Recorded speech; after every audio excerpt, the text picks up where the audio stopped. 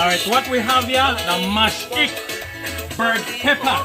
This bun like hell crazy, fiery hot, and like times 300. And today, we'll make it like normal. Cause we the Maya, check. Maya people love them pepper, right? We eat the first one, eat the second one, you pick one, ripe one to say, eat the third one, then a leaf green one. Right? And then we unwind it down with a final ripe one. I tell you, in a Maya culture, you have to connect it with it, right? We love the spice. And now we make it rich, nice, and all part of the country, culture.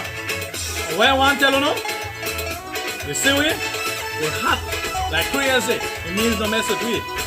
Pepper, mashed egg, bird pepper. Only in a Belize.